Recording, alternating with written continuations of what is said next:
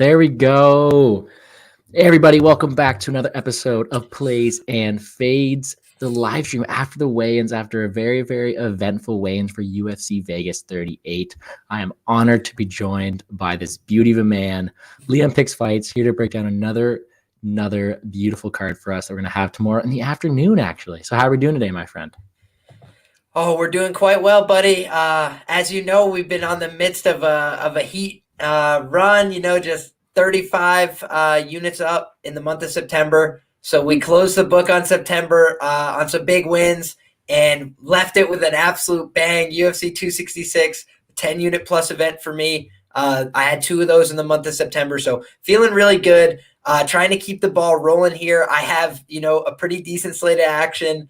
I've been trying to pull the trigger more on these wide prop lines. I feel like being adaptable is part of success in betting. And a lot of my struggles this year were trying to force straight bets. And I just looked back and dug into the data on myself, and I started to see some patterns. And I was like, man, last year I was having a lot of success straight picking fights, and I wasn't having much success in the prop markets, the parlay markets. This year, I started looking back at the numbers, and I have been making money all year on props and parlays. I had not been making money on straight bets. So I was like, I'm going to scale back my straight bets. I still play them, but now I play a lot more dogs. I'm a lot more selective, and I'm willing to take small stabs on a dog that I think has some value, but not a ton, and a bigger stab on a dog that has a lot of value. And I've been having a lot more success that way. So took the same approach to this card. Dog heavy slate for me once again.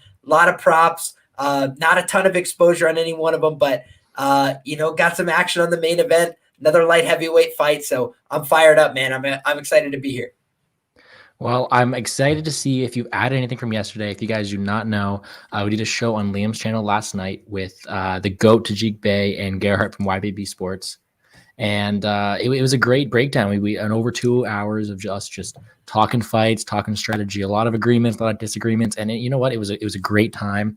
So I'm excited to see if you've changed anything. We're going to take this one a bit more, let's say, we're going to have some fun with it. It's just a Friday night. We're here. I'm going to keep talking my DFS. Hopefully one day you can talk it with me too. But you know how it goes, right? We'll talk about who we think is going to finish. You get us good points. We are missing a fight today after the Aspen lad weight miss, which was pretty scary, actually. I did see that one. Oh, yeah. And honestly, I saw it was from the Chiasson side that she didn't want to fight, which is really weird. Because if I was her, I would have accepted that fight in a heartbeat if my opponent looked that bad. But you never know. I do guess that you're giving up weight to someone who does want you on the ground, so it is going to be a tough spot there. But no, I say we jump right into it. I'm going to be going we're going to go over every single fight from our read. If we've got any action on it, and then a little bit of DFS stuff on the side. So first fight of the night. Well, Gordo, I can tell you right off the rip, my man, one thing that just stood out to me, you said, who do you think is going to finish on this card as we're going to talk about DFS? And you'll be happy to know, my man, almost every prop that I have is ends by TKO, ends by submission, fight doesn't go the distance, doesn't start round 4. I got a lot of violence bets on this card, man. I think that we're going to be seeing a violent night of fights. Well, perfect, because my partner in Plays and Fades, he was looking over the card with me when we were doing our DFS video, and he goes, man, compared to the last card, this one has no name value. It's going to suck. And I tell him the ones with the low names are the better fights. I tell you all the time that the less good the name value is, usually the more knockouts we have, the more entertaining night we have. So 4 p.m. start EST tomorrow, and I'm ready to get her going. I'm excited to see what you got to say. So first fight of the night. And I'm not one who likes to judge, but what was Alejandro Perez doing at the weigh-ins today? He's facing Johnny Eduardo, and it was one of the most awkward face-offs I've ever seen in my entire life. I don't know if you saw it or not, but it was let's say, special. I don't know if he knew what he was doing there, or if that's just you want to try to get in the head of Johnny Eduardo. But nope, he's going on there. He's facing someone, Johnny Eduardo. Both guys have not fought in a couple years. 21-8-1 for Alejandro Perez, and 28-12 for Johnny Eduardo. And the big thing to get out of the way before I kick it over to you is going to be that Johnny Eduardo, Tapology is 41, but I've seen places that he's 43 years old man, hasn't fought in 3 years when he lost to Nathaniel Wood. versus a guy in Alejandro Perez, where he is 32 years old. He has also not fought since he was brutally knocked out by Song Yadong 2 years ago. What are your thoughts on this one? Oh man, I would say that initially it's going to be a favorite or pass for me in this spot, simply because of the age factor. I'm not looking to back 41 to 43-year-olds in this division, most particularly. And this is a guy who has, a common thread throughout his career, which is that he gets finished in his losses. I think 10 out of 12 losses by finish. So, he's a good hammer, not such a good nail. I think he's got a chance to win this fight early. But I also think that, at 41 to 43, you start to see not only the cardio diminish, which is, just an inevitability biologically, but what you also see is that people get knocked out a lot more frequently at that weight. And, that would be my concern here because I do have a bet on Alejandro Perez to win this fight by submission. And I put down 0.2 units at plus 1,000. That line, best available market wide, is plus 950. If you look at the sharpest books, it's plus 650. And that's because, Johnny Eduardo has 9 losses by submission. It's a simple addition and subtraction. You also look at the other side. It's not like Alejandro Perez doesn't have any submission wins. Granted, he hasn't gotten one in a long time. That's why this line opened up so wide. I don't think he's gotten a submission in the UFC, but this is a tailor-made opportunity for him to get one. On top of that, you mentioned he got brutally knocked out his last fight. Do you think he's going to be committed to standing out there and trading punches? I don't think so. I think he's going to try and pursue grappling here and try and use pace, cardio as a weapon. I really favor the younger guy to find a finish here. I would look at the inside the distance prop on the Perez side. Perez inside the distance, best available is plus 135 market wide. So yeah, odds makers really think that this ends inside the distance, but they're much more favoring, that KO on the Perez side.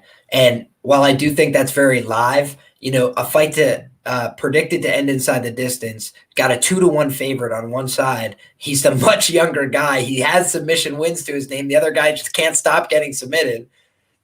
It just all points in one direction to me, which is that the sub price is a little or the sub prop, is a little mispriced here. So other than that, not going to get tremendous involvement. I'm not really looking to lay the juice on somebody who hasn't fought in 2 years, but am I going to take a stab on that big, juicy submission line? Absolutely. Well, I think you broke that down pretty well. Got to say what's up to Frank in the chat again. Once again, thank you for the support as always. And to Carter, started early. Yeah, thought we'd get going a bit early. I did tweet it out, so that's my bad. I appreciate the support as always. For this fight, all you got to know from my perspective, Carter, is these are two. That's not okay, two. You got one old man going to fight a guy who hasn't fought in 2 years. Combined, neither of the guys have stepped foot in the cage in 2 years. One of them hasn't fought in 3 years. Johnny Eduardo is 41 years old, and what I like to see when he fights is I see that he is killer to be killed in that first round. And if he doesn't get him out first round, he tends to give up later in fights. And maybe that's age, maybe it's his cardio not holding up, but he just doesn't look as good as he does in that first round. So if he doesn't get Perez out there early, which I even though he has been knocked out recently, I do think Perez is decently durable. I think that Johnny Dorado doesn't stand much of a chance. When it comes to DFS exposure, it's tough for me to want to put a guy in Eduardo who hasn't fought in 3 years, who's 41 years old, and whose only path to victory is going to be that first round. So I'm mostly going to stay away from it. I think that if you do want to play any Eduardo at all, that's a big go big or go home lineup kind of thing. He's really cheap for a reason.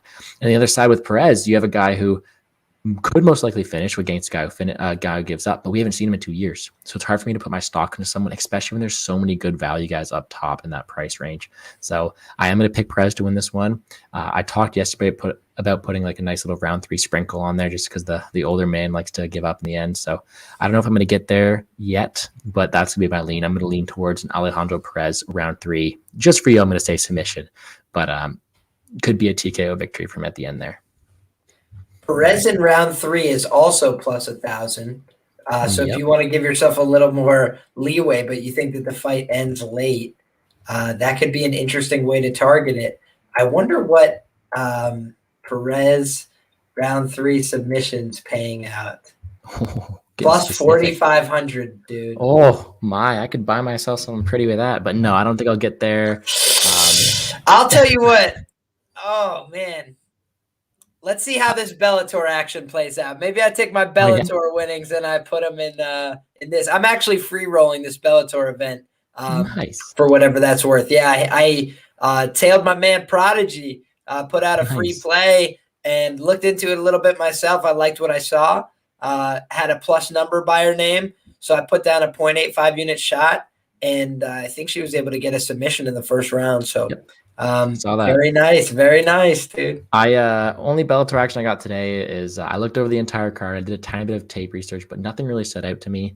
I did take a shot on a couple favorites just to make a line better on a hedge spot tomorrow. So I didn't even put a full unit, but half a unit on a guy who's already won.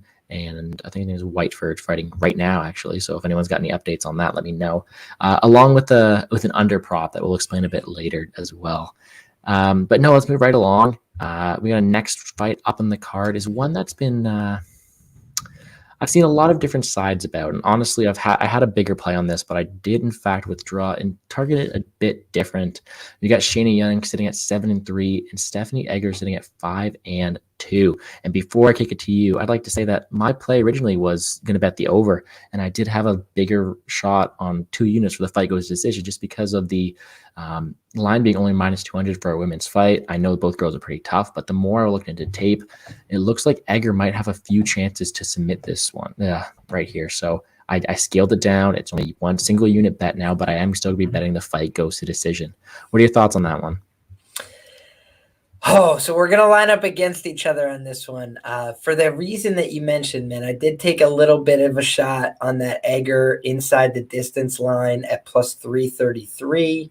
It was the best market available price at the time that I was looking on best fight odds, and I had it available to me on one of my books. In addition, some of the things I've heard about her training situation for this fight, I didn't like. I didn't like the look of her, being submitted more than once, I believe regionally as well.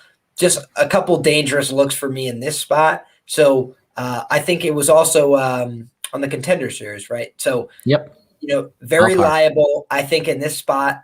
And not to say it's a lock or anything like that, but again, when you're getting that big plus money figure, when the actions continue to come in on Egger from a money line perspective, I think it's an interesting way to target the fight. So I got involved. But again, it was 0.99 units, a little less than one, plus 333 odds. So we'll see how it shakes out. But yeah, I am going the other way here for that plus money number. Well, I don't blame you. I do think that if a finish comes at all in this fight, it is on the Egger side.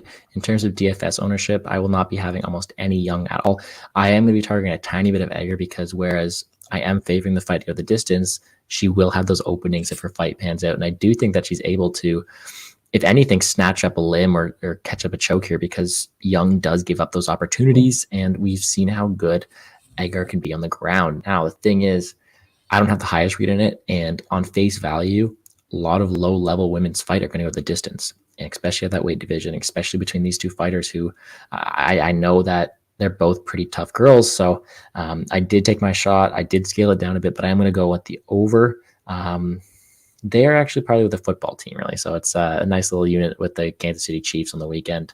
A bounce-back game there. But no, I'm going to go with the over there. I think that whereas Egger does have a path to victory, I don't think that Young does. And when I am going to be betting an under, I want both fighters to contribute to that going under right there. So I'm going to stay away from it on that side. In terms of DFS, slight ownership on Egger, mid-range price tag. And she can finish, and if she does, it will score pretty high, but I wouldn't bank on it. And not one of my core plays. All right, let's move right along. This next one is one I've been eyeing up for a long time. I was waiting for the weigh-ins to see how this one shaped up because you got someone in Douglas Andrade, 26-4, facing Gaetano Perello, 15-6-1. And this is the story of I don't want to be mean, but let's say a mid-tier MMA fighter versus a top-tier kickboxer and Muay Thai fighter. Point being is Gaetano catch my thoughts real quick, man. Pirello is not a ground fighter. We've seen that in his last time out. So if Andrade does want to go to the ground and take him there, he will have the clear, distinct advantage. Do you think it goes to the ground, and are you siding with me here, or do you think Pirello has a shot in the feet? So when I mentioned that I had backed violence a few times on this card, this is another violence bet for me. And it's tough because I believe, in all his wins, he's only had one submission win to his name. But I think that it's going to be so open to him if he decides to go there in this matchup. We've already seen it from Pirelli that he really has no answers on the ground. Granted, Ricky Simone's a more intimidating wrestler, but I think that the physicality difference is again going to be present in this matchup. We got a guy coming down from 45, and I just think that he can impose his will a lot more easily in the grappling department. I think that Pirelli opens himself up from, in a lot of positions. So it's not something that I'm banking on. I'm not putting this as a 1 unit shot, but again, it's just something I need to take a taste of. I put down 0.2 units plus 2,000. Douglas Da Silva de Andrade to win by submission. And wow. I believe that line is also gone. I'm going to look at best fight odds to be sure. I don't want to speak out of turn. The Andrade by submission plus 1,400 now, market wide. So yeah, that line's long gone. And I just think it's because, Pirelli is there to be grappled. And UFC fighters, for as much as we rag on them at times, they're not dumb. Like, if you've only had a couple fights in the UFC and in major organizations that people could watch, and you show no grappling, people are going to look at that. Marvin Vettori and Kevin Holland, perfect example. So I just think that, the secret's out. He can't grapple. And if Douglas is smart, he comes in here, he wrestles early, and he could take this fight that way, or he could, club and sub him for sure. I think that's very live. So let's see how it plays out. I might cover my ass on this bet by putting down 0.3 units inside the distance. If I can get a good enough line on Douglas Da Silva de Andrade, because I do think that he also can crack him out on the feet as well. And if not on the feet, I think he could certainly ground and pound finish. He has shown a pretty decent ground and pound game when he's been on the ground before. Obviously, he doesn't spend a lot of time in control positions, but I think that with a frame like that, he could drop hammers if he's on top. And we haven't seen an answer from Pirelli on his back. We don't know that he could get up from his back. So why would he, not take him down and then impose his will, physically with strikes and also with grappling situations. So I like it. Plus 2,000. Let's see how it goes. Well, this fight is definitely a pass for me. But if I was holding a Silva de Andrade ticket and he doesn't shoot any takedowns at all, I'd be sweating because Pirello is legit on the feet. Great technical strike, and I do think he can crack. And whereas I do think Andrade can hold his own, I don't think he'd be winning the minutes on the feet there at all. First of all, Andrade looks absolutely shredded, so it's insane. But you got to make sacrifices to make the weight. Yeah, and it's one of these spots where I think that if he does put together a game plan, I think he can execute it quite well. We've seen Pirello's no answer off his back, like you mentioned, and if that's going to be the case, all day, take Andrade will do great. But I'm telling you, Andrade hasn't really gone to the ground that much recently, and Pirello can crack on the feet. So if it stays there for a while, I'd be worried. So no, I'm going to stay off it completely. I do think the line's a little wide. So if you're able to get any value at all, especially that plus 2,000 line, good for you. Same thing for DFS. I think the line's a bit too wide. Very expensive price tag on Andrade, especially for someone who I don't know will execute the right game plan here. So pass for me there. And there's just so many more opportunities for us to make money up top that we're going to get to later. So it's going to be a pass fight for me, but I am liking the under, the violence, just like Frank is saying right here. Love me some violence as well. And I love me some Liam. Thank you again for being on the show. But it's going to be a great fight, in my opinion. I hope for some violence here, as tends to be the theme for these shows. But no, let's move right along to, this is one where I have a better read on it. And this is a spot where I'm pretty confident in. A guy in Jamie Malarkey, 13-4 against Devonte Smith, 11-2. Now, If any of you guys watch my DFS show I do on this channel right here, first of all, make sure you do. Second of all, my underdog of the week is going to be Jamie Malarkey. I am a fan of Devonte Smith's power, but in order for a power puncher to succeed, they have to be able to knock out their opposition. And we've seen Jamie Malarkey have a granite chin. I'm going to knock on some wood here to make sure that doesn't change, because I think Jamie Malarkey has the ground game, very, very versatile, and has the durability to survive that early onslaught by Devonte Smith. If he's able to do that, I think he's able to put together a great win for us here. Maybe late. We've never seen Devonte Smith after second round, a few minutes in the second round. So it's going to be a great opportunity for him to display his skills, his abilities to do well. And I think that if he has to, he can beat him on the ground there as well. I do like his head movement on the feet. I do like his durability. And I think it's going to be a great fight all in all. I do think that this fight should be a little closer to evens. I snagged some Malarkey at plus 135, and that's be one of my first bets of the day. Straight bet on Malarkey plus 135, lots of ownership on DraftKings. Am I crazy for it, or what are you thinking? No, this is also my first money line bet on the card. Obviously, the Chiasson and Ladd fight is canceled. I had a quarter unit on Chiasson at plus 230 in that spot, which was looking real gravy when Ladd couldn't stand on the scale, like has happened before. Just wanted to point that out as everybody continued to bet that lineup. I was just thinking to myself, I was like, how are you guys going to feel if she looks like shit on the scale again? And granted, we won't get to see that one, but yeah, my second bet on the card here, man, 1 unit, plus 135, Jamie Malarkey. And I kind of locked this in early. I sat on it for a little while. I didn't know if I was going to track it. And then I started going back on the tape, and, we've seen Devonte Smith, be controlled in grappling situations. Granted, it was regionally. I don't know how much he's proven in the UFC. I don't rate a win over Justin James as being the most telling about your skills and abilities. Same thing with the Julian Erosa win. Now, obviously it's a credible win, but how credible, and what does it tell us about what he could do? He can hit hard, and he's always been able to do that. He cracks, knocks people out.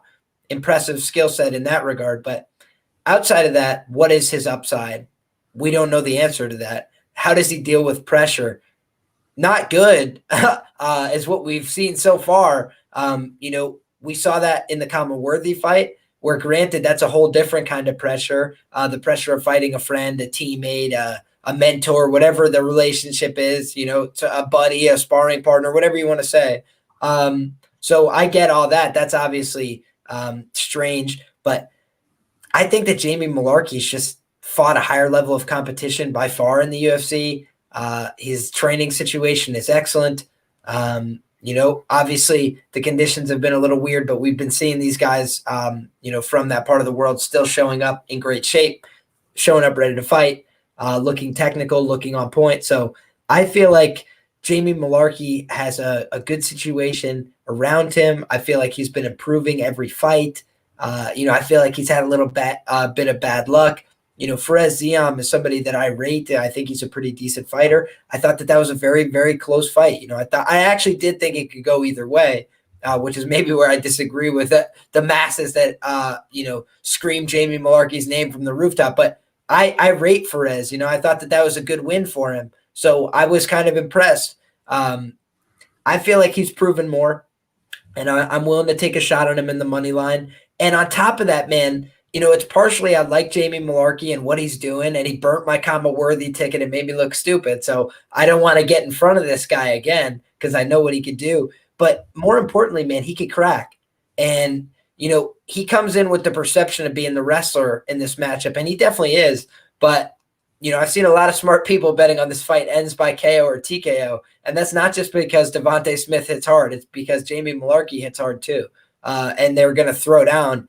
And Devonte Smith has looked a little fragile. If you could make another complaint about him, the Worthy knockout, not only was he a massive favorite, but it's kind of a weird fight, weird looking strikes that put him down, a whole weird situation. So I feel like, you never want to do MMA math. It's not that simple. But you got one guy who absolutely starched Worthy fast and one guy who got starched by Worthy fast. And they're meeting up. I think that it's a tricky matchup, man, for the Devonte Smith side of things. maybe we'll see some improvements that we haven't seen before. That's why I didn't get out over my skis. I didn't put down 5 units or something. But, I think that this is an even fight. And if you're going to hang plus 135, I got to take a taste of that for a unit. And on top of that, man, plus 380 on Jamie Malarkey by knockout. We've seen it happen more than once now to Devonte Smith. He gets finished by strikes.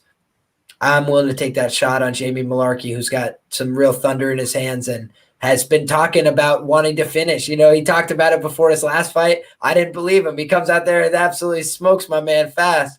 Jamie Malarkey, if his durability holds up in this spot, one thing you love to see is a power puncher with great durability. And, we might have a glass cannon situation on Devonte Smith. It's yet to be seen.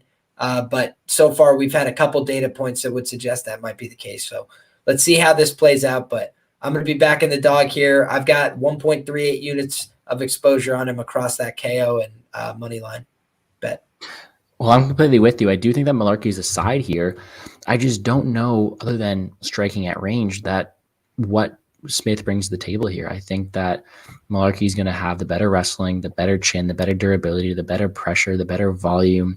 And it's not like he can't crack either. They both have great power. So you give all these edges to a guy who's a plus 135 underdog at time of betting and someone who's sitting at 7.5K on DraftKings. It's just hard for me to pass up. Especially with someone on DraftKings, you want them to be durable. You want them to, even if they lose, to have that higher floor just in case they're also able to put up points for you. And I like Malarkey's durability. Only ever been finished by the champ Volkanovski.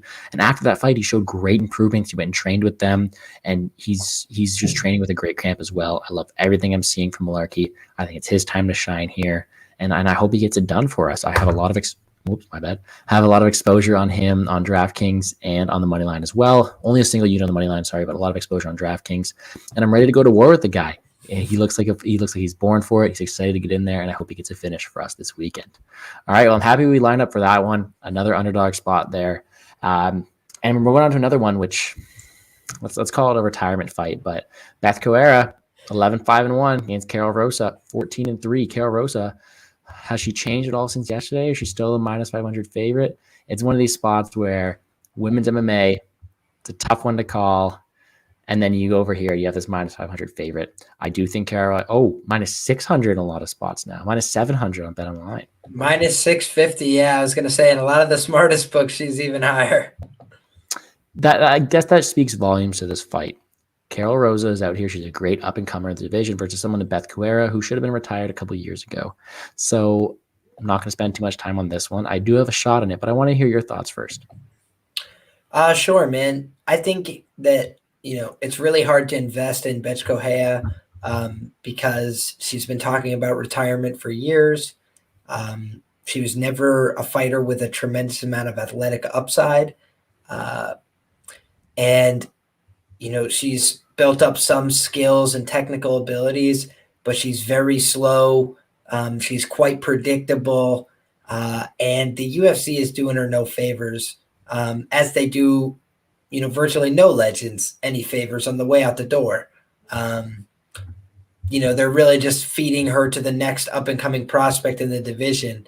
And I think that this is a setup fight for Carol Rosa to look good. I think that this is a setup fight for her to try and get a finish. The promotion really likes having a finish to put on your highlight reel when they start talking about title fights and main events and big opportunities. And that's been where Carol Rosa has been lacking. Otherwise, she's done quite well so far in her UFC run. So I am on Carol Rosa inside the distance here. I hit it at plus 300 for 1 unit. And I also put down a quarter unit on Carol Rosa, let me walk that back. That's 0.2 units, not a quarter unit. 0.2 units on Carol Rosa to win in round 3 at plus 1,400. I think she's going to break bets down over the course of the fight. I think a fighter that is approaching retirement, who's absorbing a lot of damage, a lot of blows, is, definitely not outside of the possibility that she'll be looking for a way out at that point. And who could blame her? She's really just being fed to the wolves on the way out. And I think that Carol Hossa is going to absolutely overwhelm her with volume. And I think that if Carol Hossa chooses to grapple, she will be on top, and could probably find some abilities to exploit Betch in those positions as well. Granted, maybe not from a positional grappling perspective to submissions, but I think she could use positions to drop hammers, especially if Betch is starting to fade in terms of cardio. And man, I don't know what to expect from Betch in this spot. I'm not very optimistic. I think that Carol Hossa is probably going to get the finish. And that's how I elected to play it. I'm not going to lay minus 500 in this fight. I definitely considered laying the plus 500 KO line.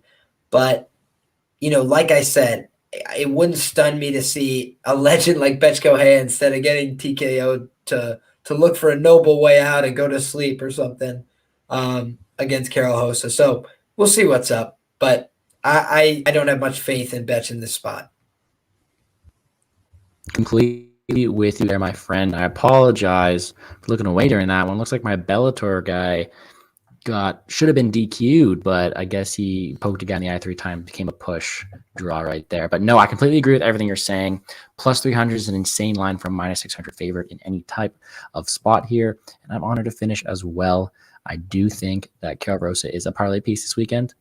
Not that you want to be parlaying minus 700 women's fights unless their names are Amanda Nunes or Valentina Shevchenko, but I do think she gets this done quite convincingly. This is a setup fight for her. I also hit her at plus 600 to finish. Sorry, plus 300 to finish. I just only put a half unit on it right there. I think that she is better everywhere. She has insane output, and I think that she can really break down Betch Kohea at the end of the fight here as well. In terms of DraftKings, Carol Hossa is the definition of a cash play. I mean, such a high floor, high ceiling as well. Very, very safe option up top. I mean, she puts out an average of 110 points on the daily against people who aren't named Betch Kohea, who are retiring. So this is a spot where Carol Hossa all day. I don't see much argument for the dog here. And I just hope she gets out there. I mean, if you want to get us a finish in the first 5 minutes, save us some time. Let's go right for it. I'm on her to finish. I'm on her in DraftKings cash lineups, and I'm hoping to make some money. Round 3. Round 3, you're right. Let's send Liam on a vacation or something, Yeah, come on. Let's help our boy Liam out right here. But no, let's not waste any more time on that one. Let's move right along to one where I've seen so many different slides. I'm excited to go head-to-head with you on this one here. To Antonina Shevchenko against Casey O'Neill. My girl, Casey O'Neill. I've backed her every single fight so far, and it's worked out really well for me. She's going up against, if you guys watch the video, she's Walmart Shevchenko.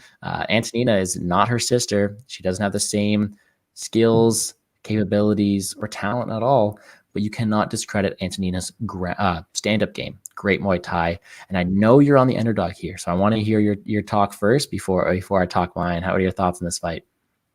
Sure, man. This one was a really simple bet for me, honestly. So if we go back and we look at Casey O'Neill's betting history in the UFC, she has been a favorite once and an underdog once.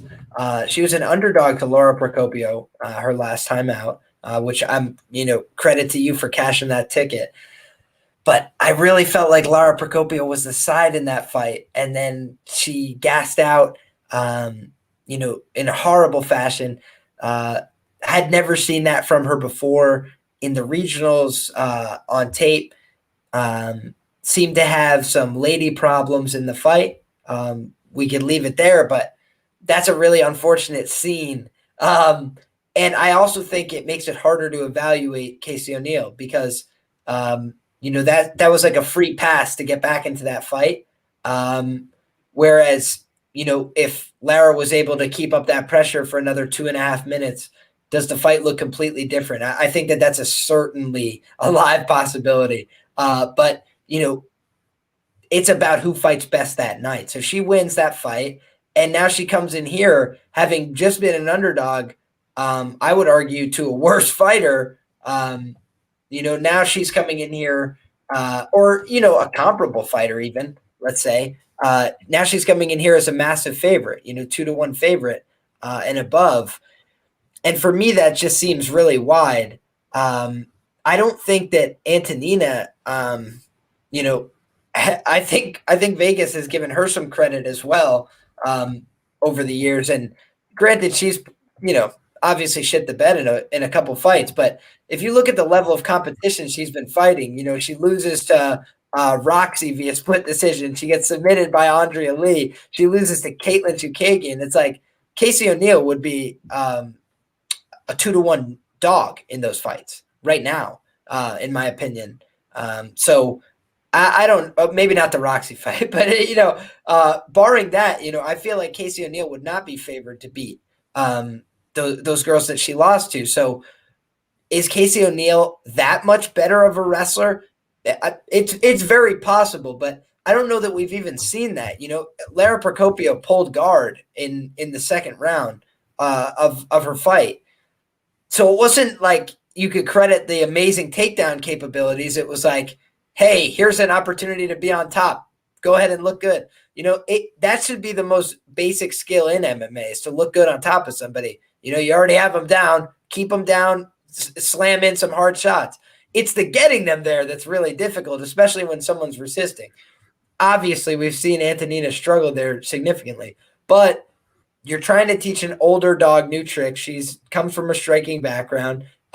She hasn't been training mixed martial arts for all that long. She sort of took it up in her adulthood. So that for me is a little bit of a problem, but in some respects, it also puts them on like an experience parity. Whereas Antonina's been thrown to the fire and been fighting all these killers that she probably wasn't ready to fight. Caitlin Chukagian's like a brown belt or black belt under the Renzo Gracie system. You're going to get wrecked. Just FYI, I go to the gym with Renzo Gracie affiliates. The brown belts and the black belts will mess you up. They're that damn good. So it's part of the process, I feel like Antonina Shevchenko is a lot more competitive in this fight than people realize on a physicality perspective. Casey O'Neill's very young.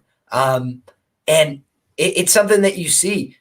Big, strong, athletic women that grow into their body over time, I don't think Tisha Torres is the same as a 21 or 22 or 23-year-old chick off the street, She's built an athletic body over a lifetime. So I think for me, Casey O'Neill is definitely got more upside long-term. But the fight's not happening in 2 years. It's happening this weekend. This is a girl who talked about wanting time off after her last fight. Red flag for me that they're rushing her back. The UFC has one opinion, which is like, rocket ship, let's go. If you get something good going, they want it to go now and light you on fire.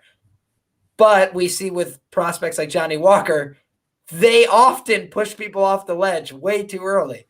I think that they might be doing that here. They're taking somebody who they think that maybe Casey will have a stylistic advantage over and trying to feed Casey this opportunity. But the problem is, I think Casey might get bullied around physically in the clinch. I think Lara Procopio was having her best success in the clinch in the opening rounds. I think that, Casey O'Neill, I believe it was twice, was knocked out regionally when she was an amateur, which is a concern to me. You don't often see that in women's MMA.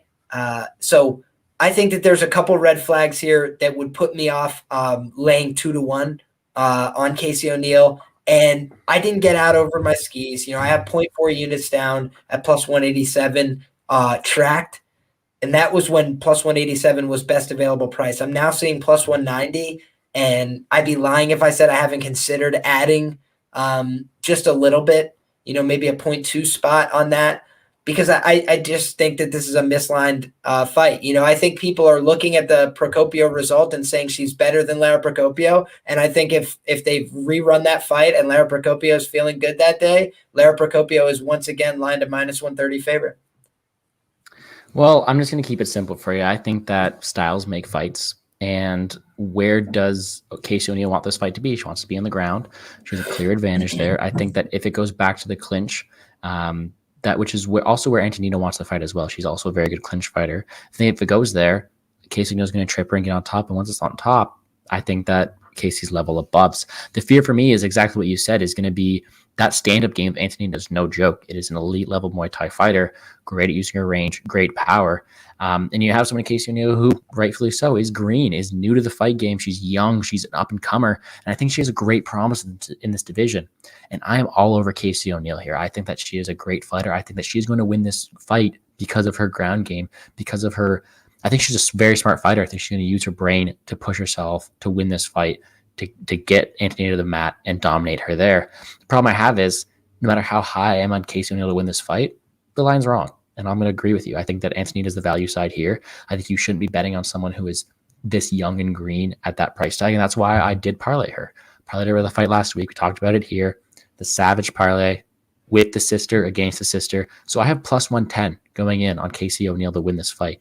And that's something that I will be over a million times. I do it over and over again because I do think Casey O'Neill's the side here. Now, the big thing for me lies in Casey O'Neill's fight IQ, which I think is very, very high. I think she's a very smart woman. And I think she's going to be able to take her down and win the fight on the ground. We've seen Antonina control on the ground. She's not that good. I just hope she can get her there. And I'm very excited to look forward to it. It's a great spot to see where both girls are because I've had problems betting Antonina in the past because she always either shows a horrible ground game or improved ground game versus Lipsky. It's really tough. But I'm going to be on Casey O'Neill here, and I'm excited to see it go down. Dude, I'll leave you with two things on the way out on this fight, and I might sneeze somewhere in between because I feel like that urge is coming on slowly. But I haven't checked this from another third-party source, but just looking at BetMMA.tips, this is the first time in her UFC tenure that Antonina Shevchenko will be an underdog at close. She closed in all the fights that she lost, even minus 122 against Andrea Lee, minus 139 against Caitlin Chikagian, minus 270 against Roxanne Modafferi, and she closed minus 149 when she beat Lipsky, minus 141 when she submitted Lucy Pudilova, and minus 290 when she beat Ji Yeon Kim by decision. So, yeah, she's been a favorite for every UFC fight prior to this one. Which is interesting to me, man. The market says she's better than Caitlin Chikagian and worse than Casey O'Neill. And granted, the market has learned more about her in the time since. So I do think that there was an adjustment maybe in order, but that to me says this fight should be evens. And so plus 110, I can see where you're coming from, even on the Casey O'Neill side. But, I think this is a plus money ticket or pass at a fight that I consider even. So we're both riding with some plus money, but I'll also tell you this, my man, because of those concerns that I've had about the chin and the durability of Casey O'Neill, given what we saw from her on the amateur scene and the fact that this is, in my opinion, a pretty significant step up in levels from a striking perspective. I'm on Shevchenko to win this fight by KO or TKO, 0.25 units at plus 800. Via FanDuel Sportsbook. She hasn't recorded a lot of knockouts, which is why this is such a big plus number in my opinion. But I think that she's KO or decision most likely in the spot. I will just say, Tajik Bey on our live chat yesterday predicted Shevchenko by submission. I'm just saying the goat said Shevchenko by submission. Just put it in the back pocket, whatever that's worth. Well, I'm gonna side with Frank here. It's not Valentina, and I think if you look at this from a DFS target perspective, this is a fight where you really just have to target. I think that if you are playing Casey O'Neill, which I will be this weekend, especially on DraftKings, if she wins this fight, she accumulates a ton of top control, a few takedowns, some good ground and pound, and that really puts her score up there. On the other side, if you're looking at a dog, Shevchenko is 7.2K on DraftKings. I mean, that's cheaper than Kyle Dawkins, cheaper than Oliveira by $600. She's one of the cheapest fighters on the slate, and I do think she has a much bigger chance to victory than her price tag does entail. However, I'm not on Shevchenko here. I do think that if Casey Smart takes down the first 30 seconds and has her field day on the ground. If I'm wrong and Casey still needs to improve, that's okay. I'm still a huge fan of Casey O'Neill. I think she does great this weekend, and hopefully that she doesn't beat her too bad so that I can still get her at a good price tag next time out. All right. Well, very fun discussion with that one. Best of luck to whatever you play. Good thing you don't got that much in it. So when Casey O'Neill beats her, don't gotta feel too bad about you losing money. So I'm okay with that. Moving right along though. First of all, before I do though, we don't really disagree, do we? We're head to head in a few of these. I know we're head to head in the main event as well. So. Oh, nice, very nice. Yeah, we got a couple. What's that? All right. Well, no matter what the case is, let's hope we both come out in the green. But you've had a good enough September. I think I'm gonna take over October here. It's my birthday month. Give me some birthday money for me. All right. Moving right along to Alexander Hernandez versus Mike Breeden. You look at the betting lines, and you're gonna see Mr. Alex the Great Hernandez sitting on a price tag of -700 in some books. And I know that if you guys are watching the show who like to parlay, this is not your parlay piece at that price tag. I got to be careful with what I say because I did parlay Alex Hernandez at -300, so it's really tough for me to talk. But I did parlay with that price tag, and I think that's a great price tag for him. I parlayed him with my Bills right behind me. See that? And I think that he does get it done pretty convincingly this weekend. However, Alex Hernandez should not be a -700 against anybody. And that's what I've learned. I do think he has the capabilities to make Breeden look like the regional scene scrub that we all think he is. But I can't discredit the guy. I mean, Alex Hernandez has power. He's very, very agile. He's got some good wrestling chops as well. And we've seen Mike Breeden control on the ground a lot. So if he does go there, I think he does excel there. The problem is Hernandez, huge ego. All right. First of all, not a big fan of him after that whole Cowboy promo. I think that Cowboy taught him that good vet lesson, so good for him there. But Hernandez loves his hands. He's going to want that knockout. I think he's going to go out there, and this is a good spot for inside the distance. The problem is the line is too wide for me to want to put anything else on this. So I do have my football and UFC. I love doing that. Favorite on the Saturday card, favorite on the NFL card, putting together good plus money. So I do actually have 3 units on Alex Hernandez this weekend. However, the line is wide. Absolutely crazy. I do still think that he gets it done quite convincingly. What are your thoughts on this one? Yeah, this is the one that I have absolutely the least thoughts on the card. Alexander Hernandez is not that good. That's my thoughts on it. When I see -500 by his name, I write it off. I'm not playing it. And he could look -500 retrospectively in this fight. I'm still not playing it because he should have looked -500 in some of his other fights and hasn't. The Thiago Moises fight was a fight where I lined up against him, was proud to do it, would do it again. Very happy. I think at +199 on Thiago Moises, ridiculous line, easy bread, and out jabbed him. It's just like seriously just outworked him, outvolumed him, outlanded him down the stretch. And, Thiago Moises, if you're getting outvolumed and out boxed by Thiago Moises consistently for 15 minutes, that's a real problem if your upside is as a striker, and we've already seen he's had some liabilities on the ground. So I think that if he takes his fight to the ground, he could probably do whatever he wants. I think that I think he's probably going to find a finish, but it's just not something I'm going to invest in. So, yeah, I got very little in terms of thoughts here. Maybe what's fight doesn't go? Not too great -160. Fight goes is +140. I don't like either of those. So, yeah, total pass. Well, I mean, I don't want to waste too much time on this. I think from a DFS perspective, it's favorite or pass here. I think that Breeden won't do that well because if Hernandez is smart, he goes out there and he finishes him quite convincingly. So that 9.4K price tag, good, going to be chalky and probably rightfully so. Honestly, there's other targets that I think may do even better. So it's a tough one for me. But breaking news. I want to hear your thoughts on this. We're gonna take a little break before we get to this main portion of the main card. Brian Keller has got a fight booked against Said Yakub Kakramanov for January 15th. I think that'd be a great fight. Kakramanov looked great his last time out. He pulled the. He just fought a couple weeks ago. He locked up that round 3. He beat my dude Trevin Five-Star Jones, didn't he? Oh, that son of a bitch. Oh, fuck this guy forever. Yep. Oh, yeah, I hate him, dude. Well, he looked great on the ground, and he's facing someone like Kelleher who used the ground game to his victory last time. They fought on the same night, so them getting booked is pretty nice. January 15, good one to look forward to there. Just thought I'd let you know. You're probably betting against the guy who screwed you over, or you're not going to want to line up against him again? I was going to say, in all honesty, pre-tape, I think Kakramanov's going to kill Brian Kelleher. And I love Brian Kelleher, but All right.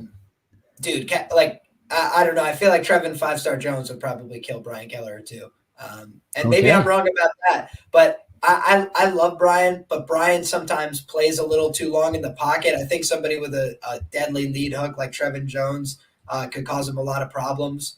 Although Brian could definitely control grapple. Trevin Jones, we learned a little bit in that last fight. It's interesting, man. I'd have to dig into the tape a little bit, but yeah, Kakramanov just strikes me as like level above in terms of athleticism and like long-term divisional upside. I kind of undersold him going into that fight. I thought his cardio was dog shit. And I actually think that there was evidence. I thought that there was evidence of that too, but he looked much improved when he was in the UFC and outworked him to the third round. I was like, wow, okay, this guy's for real. Because Trevin Jones had been getting the comeback wins in hellacious battles. And, you know, I think he had like 9+ minutes of control in that fight or something and still couldn't, find his way to the decision. Got finished there. So it was crazy, dude. Like Trevin Jones was like holding on to him the whole fight and just couldn't stop getting hurt. Crazy fight. Kakramanov. Not gonna lie, did not watch the Kakramanov versus Jones fight. I was out that night with some friends. I was like 4-0 until that fight. So I'm like, I'm gonna free roll some money on Jones. I think it was a good side there. And I just see Kakramanov round 3, and I'm like, wait, I thought Kakramanov's the guy with bad cardio. So I'm gonna be excited to go back over the tape for that one. That'll be a good one. There's some absolute bangers coming up the next few months. I'm super pumped for it, but that's not what we're talking about right now. We got a really interesting one coming up. Misha Cirkunov facing Krzysztof Jotko. Misha Cirkunov 15-6. Krzysztof Jotko 22-5. We saw the nice little heartfelt moment of Misha Cirkunov passing 50 USADA tests today. That was his first. He passed 50 of them. He's clean the whole way through. Did I miss Selecki and Gordon? I did miss Selecki and Gordon. You definitely did, but we could touch on that whenever. Yeah, we'll go back to that one. We can do Jotko and Cirkunov first because we're already in it. Perfect. Thank you, Carter. Yes, we did miss it, Carter. Thank you. And I have action there, so I'd like to discuss. Ooh, all right, we'll get back to that one in a second. My bad, but I'm really interested in this next one. Misha Cirkunov, 15-6, Krzysztof Jotko, 22-5. You have the Violence King, has got out of the first round his last 5 fights. Krzysztof Jotko is an absolute killer on the ground, but he's also a kill or to be killed fighter. Cirkunov has an insane ground game. Let's get that out of the way. Super, super physical, great power, great ground game, but he has no chin. Glass chin, been knocked out a lot recently. And it's really, really interesting about this fight is that I cut out here. I'm frozen on my screen. I can definitely hear you. You were frozen for 1 second, but I can hear you, buddy.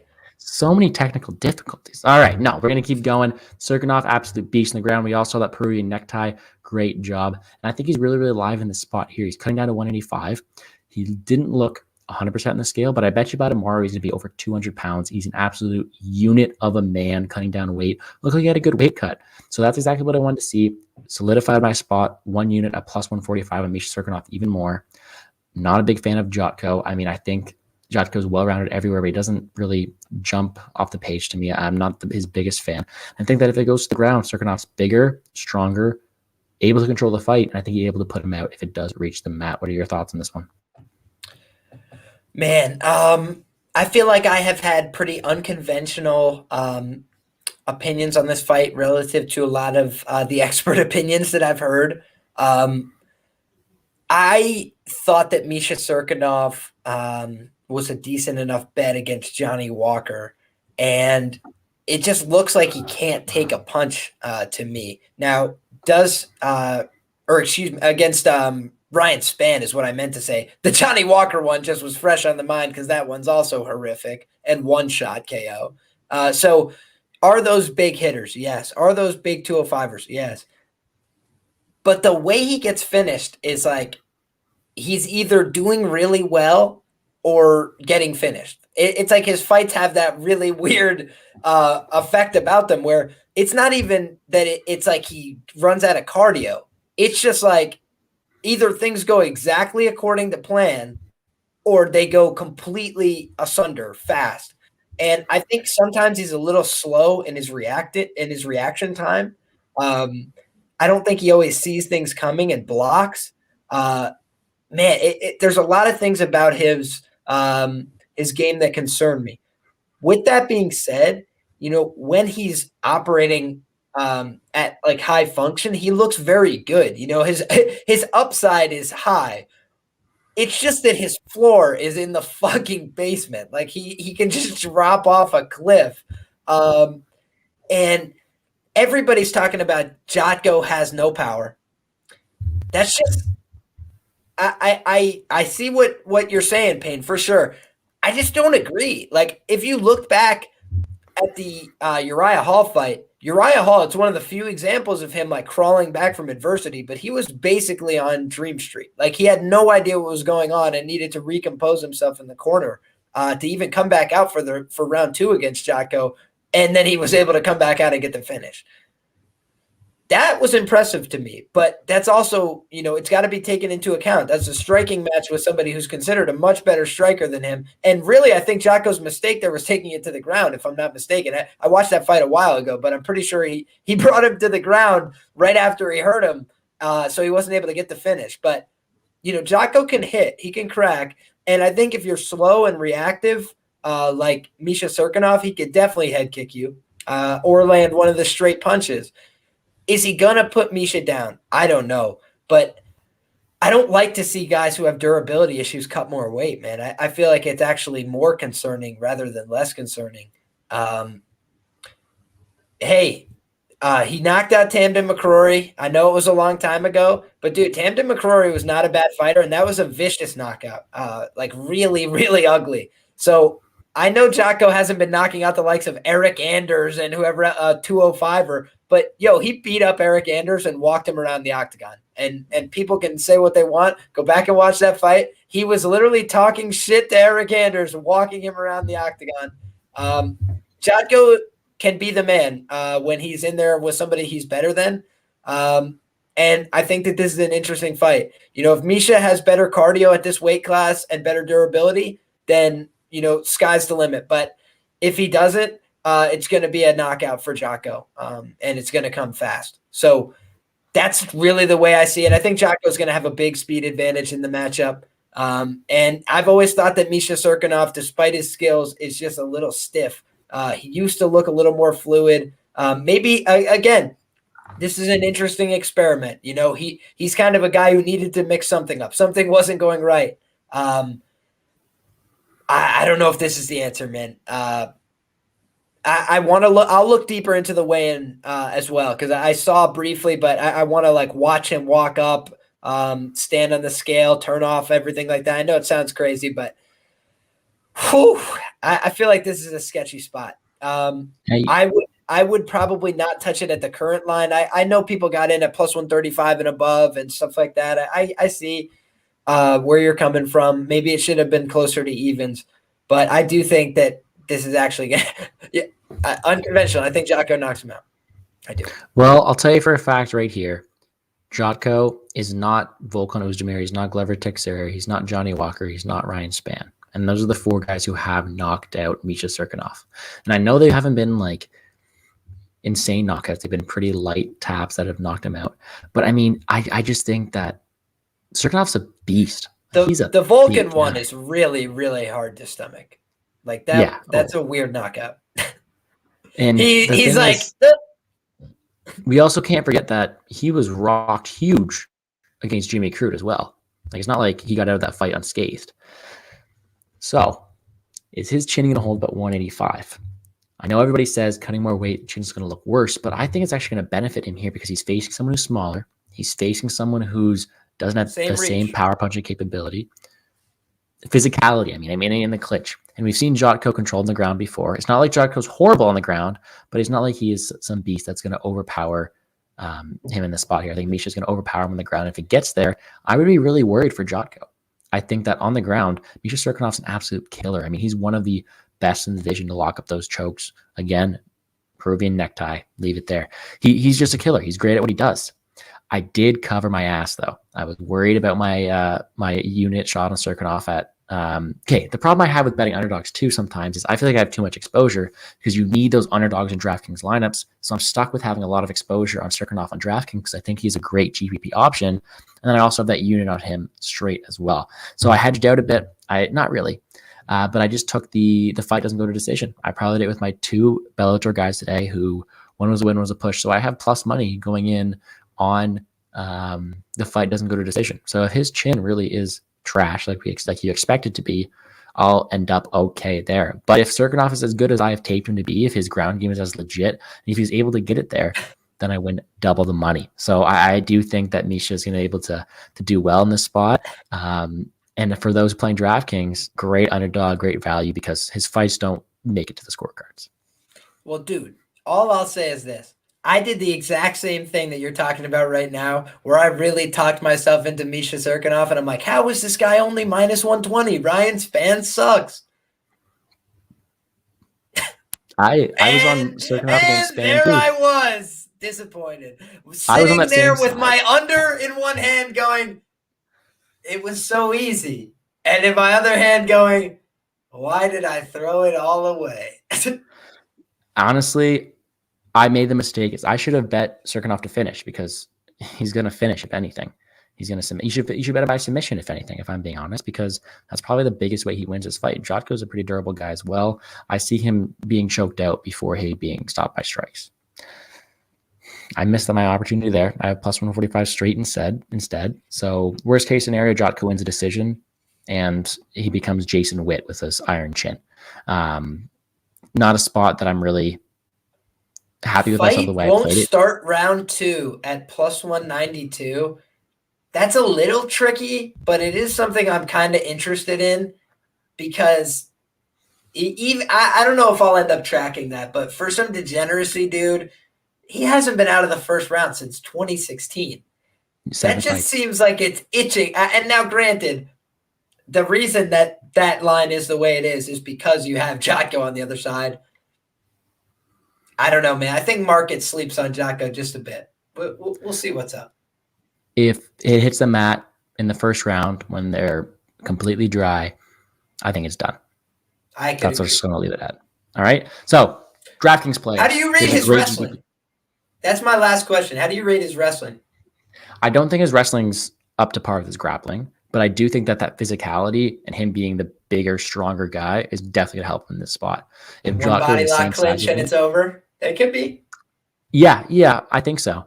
I just also think that whereas Jotko, if they're the same size, could have an equal, I think that he'd be able to hold his own in the wrestling department, have hold up for the first few takedown attempts. I just think that the physicality is going to overpower him here. And Sirkunov's smart. I mean, he's a pretty good guy when it comes to getting people to the ground as well. So I'm going to give his physicality the edge here and hope it cashes for us. But yeah, like I'm saying, DraftKings play, the definition of a GPP play. He's going to finish, if anything. He's really risky, though. So if you want a safer option at the same price range, play a Jamie Malarkey. But if you want a guy with higher upside, Sirkunov's the guy to go to all day. All right, let's correct my rookie mistake. All right. Thank you for calling that out, Carter. But all right, we got it. This is a really good one because I know we're head to head on this one as well. And I mean, usually we see most of them eye to eye, but what's going on, man? Joe Selecki, 11-2, facing Jared Gordon, 17-4. And whereas Jared Gordon has an amazing last name, I'm not that sold on the guy. I mean, he's one of those fighters who's great all around, but he doesn't excel anywhere. And you have a guy in Gordon who, whereas he is able to hold his own in certain fights, has shown a lot of weakness as well. And then a guy in Joe Selecki who has all the hype in the world in his ground game. I mean, he's a great prospect in that division. And his striking, I think, is slept on. And if you can't tell already, is I'm on the Joe Selecki side here. And I have not placed my money where my mouth is yet, but I do think he gets it done this weekend. What are your thoughts on this one? Yeah, so I'm lined up the other way on this fight. And it's for a few reasons, man. First and foremost, Joe Selecki to me is improving, but very robotic, very slow, very reactive on the feet. I think that a lot of what he has to offer on the feet is panicky, albeit powerful. So I'll give him the credit that he throws hard, but I'm going to take it back and say I don't think it's sustainable over 15 minutes to throw like he throws. A lot of times he'll throw the lead hook twice in a row, like just rushing into range. Like he kind of has very awkward striking. I trust the training situation and the formal striking of Jared Gordon a little bit more in this spot if it stays at range, if it stays in extended striking minutes. Why do I think that matters? I think that Jared Gordon is actually, if not the better wrestler here, I think they're arguably at wrestling parity in this matchup. Jared Gordon is not a bad wrestler. He has a jiu-jitsu background in his own right, trained with the Danaher squad for a long time, trains with really solid wrestlers right now at Sanford MMA. In the upper weights, we know of guys like Derek Brunson, but there's a bunch of college guys that are studs that train with them. And frankly, like South Florida is where a lot of former wrestlers go to train in all sorts of variety of capacities for MMA, whether that's an American Top Team, Sanford, or any of the other gyms in Florida. So MMA Masters, by example. But this is for me a spot where Jared Gordon, where have we seen him struggle? Where have we seen him lose? Where have we seen him have a hard time? He's had a hard time when he's gone against big power punchers who hurt him really bad and finished him with strikes. That's not what we have in front of him in this matchup. That's not to say it's impossible for him to lose because of that, but I think that, the normal conditions you'd want for somebody you're going to back Jared Gordon, I would say are a little less than present here. In addition, I think that Jared Gordon in this spot, has a tiny bit of wrestling upside himself. I don't want to see Jared pursuing wrestling based attempts all the time here, but I do think he can have Selecki second guessing if he starts reaching for his own takedown attempts in this matchup. And I don't think he's just going to get bodied around in the clinch. He missed weight for his last fight. He is a pretty big 45-pounder. I think he'll be a fine size 155-pounder. He's a little bit older now. His body seems to be filling out a little bit more. He could make the featherweight division for a time. Now it looks like he can't. So I think it makes sense for him to move back up to 55. Even if you look at some of the fights that he lost, the Carlos Diego Fajeda fight came together under, not ideal circumstances for him. And then within the fight, he gets kicked in the nuts twice in 45 seconds. So, yeah, my dude, I'm sure wasn't focused on the punches coming at his head because he was literally getting beamed with laser beams to the nuts over and over to start the fight. And he had to keep telling the ref, like, he just kicked me in the nuts again. And he's trying to be a nice guy and not keep calling his own fouls. But CDF literally just, I think it was 3 times in a row, just kicked him square in the sack. So brutal beat for him there. And that's also, a guy who's like a perennial top 15, top 20 guy. Then Charles Oliveira, elite level fighter, world champion, knocks him out. Okay. Charles has done that to a few guys now. Very credible guys, former world champions, Charles is legit. Charles has hands too. So Jared gets knocked out in a couple fights and now he's a bum. I don't see it. At the time, these guys were both in the CFFC. These guys were both considered, rising stars and prospects. What's the difference? The difference is Joe Selecki got absolute can Matt Wyman, and Matt Wyman wasn't always a can. I just mean at the stage of his career that he was at, had no athleticism left, had offered no resistance in that fight, frankly. And then his next fight, he got slammed by the Monkey King in like a minute and knocked unconscious. So, I'm not trying to be disrespectful at all, but with all respect to the legend, Matt Wyman was not himself for those fights. The UFC hasn't had him back since. Who else did he fight? He beats Jim Miller. That's a fight where he gives up the first round. That's a fight where I would argue he got hurt on the feet in the first round and then pursued a takedown, wasn't set on it. I'll pull guard here. Hung out on bottom for 5 minutes. Problem for me. Got on top of Jim Miller when Jim Miller was completely death gassing, in my opinion. No passing, no advancing position, very little ground and pound, nothing of substance, didn't hurt him, didn't damage him. Jared Gordon's not going to quit on himself, in my opinion. He's shown an ability to get back to his feet. He's shown defensive responsibility in the grappling. I think that if I was to, cover my ass, I would consider a 0.2 unit stab on Joe Solecki by knockout at plus 1,000 because Joe Solecki does throw us some power. But I don't think that Jared Gordon's getting submitted here. I think that what we would be expecting is Joe Solecki to go out there and get 15 minutes, of grappling pressure and control.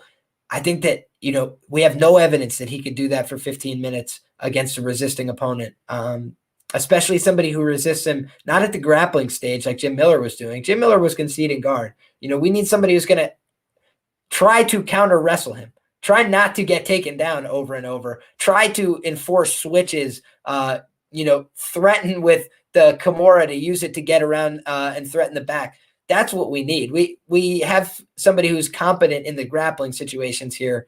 Not to say he's going to go out there and submit Joe Solecki. I just think he's got defensive responsibility, and that hasn't been his liability throughout his career. Jared Gordon has submitted black belts. This is a guy who's got pretty legit skills on the mat and on the feet.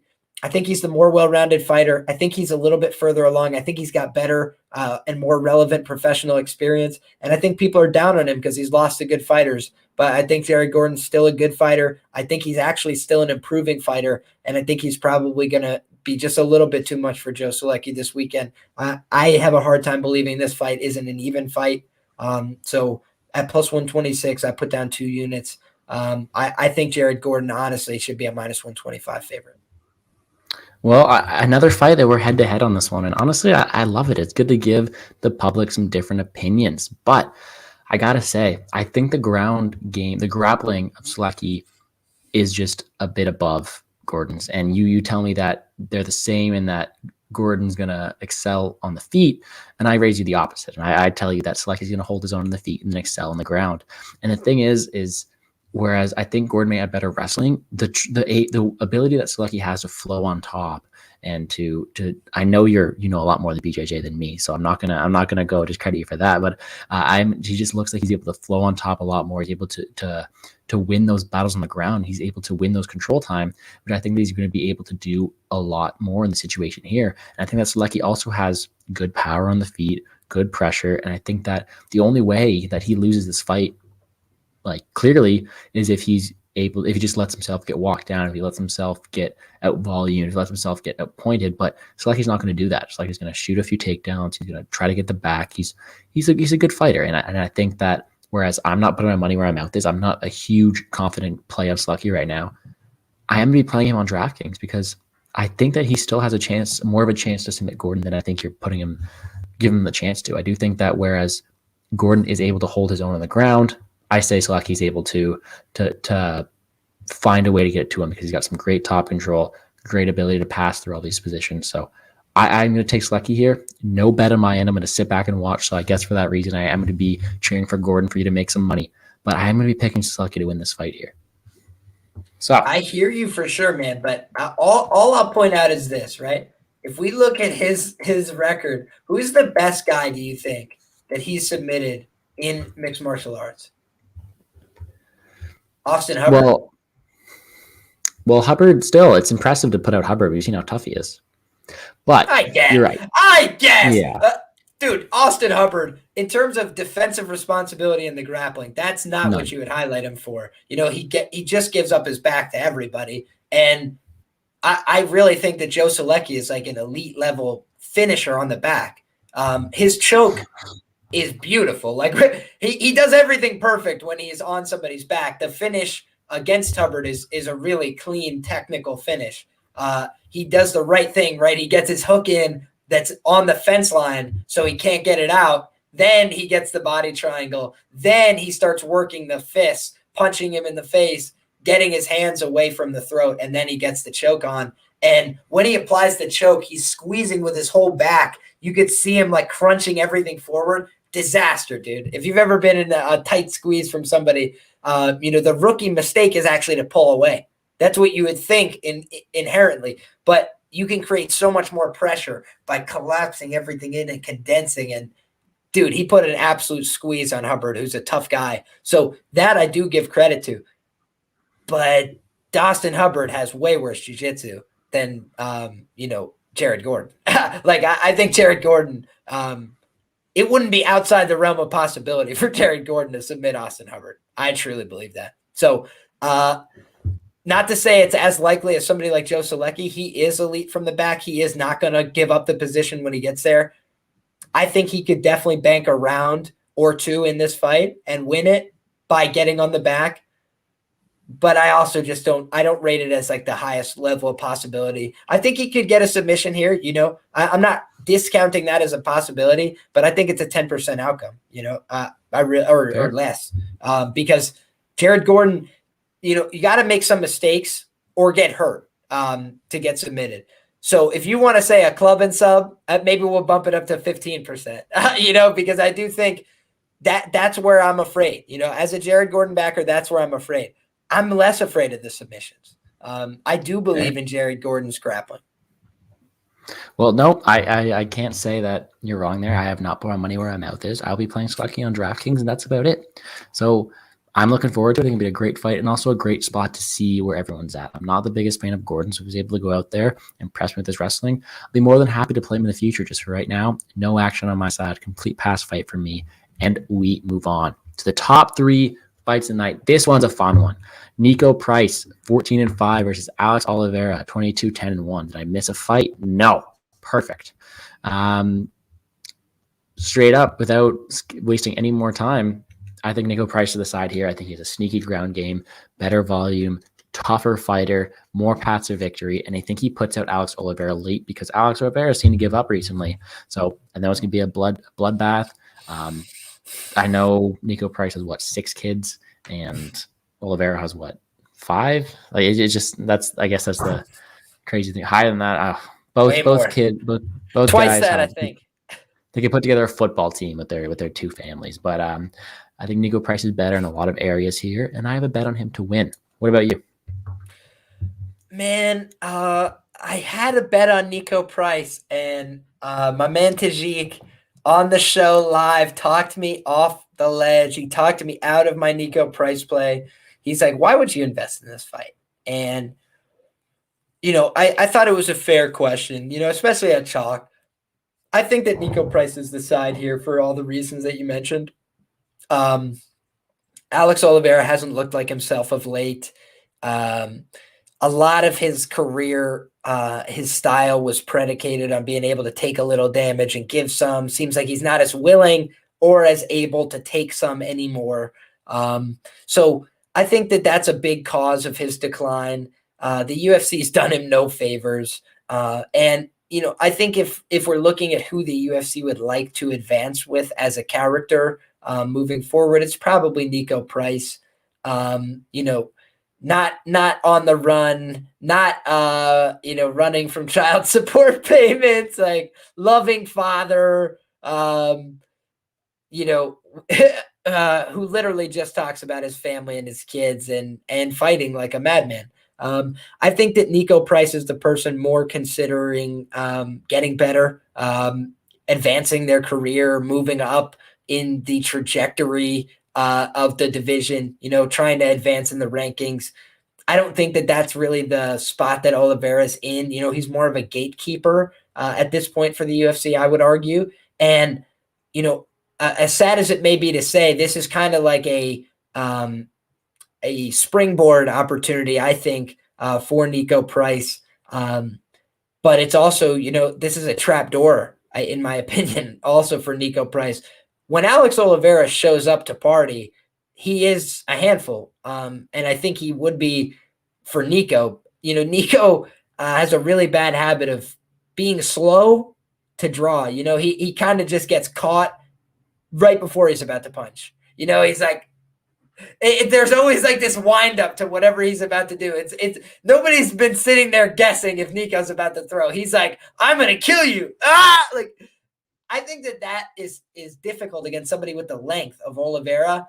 And I think that Nico has probably the submission upside in this matchup from a grappling perspective. But I think that positionally, we've seen it now a couple times. Nico will give up really stupid positions. he kind of is content to play off his back because he's got the weird power. And if Oliveira brings his wrestling shoes and his headgear, I think that this is a different fight for Nico. I think Nico could look really bad in that instance. But again, the way Oliveira's been showing up, I think that Nico might have a bad first round and then just drown him with volume. But I think it's a trickier fight the more I think about it and the more I look into it. But maybe I'm just overthinking it because initially I saw minus 155 and I was like, damn, I like Nico. But especially as the line has creeped up and up and up market wide, and I heard more and more people on him, I was like, shit. Let me go back and revisit this. Am I buying into a narrative? And I do think that Nico Price got fouled his last fight in a really significant way that affected the fight. But also, I did bet on Nico in that spot, and I expected a little bit more from him there. Down the stretch, really had no way of corralling Michel Pereira, which I just thought was very frustrating. A guy who's this senior in his career. But, he also had a really competitive kickboxing match with Vicente Luque, who I rate highly on the feet. So Nico Price should be the side here, but he's also not the most consistent, reliable fighter either, in my opinion. Had the Abdul Razak fight where he just shows up, with his hands down, gets absolutely flatlined fast and in brutal fashion.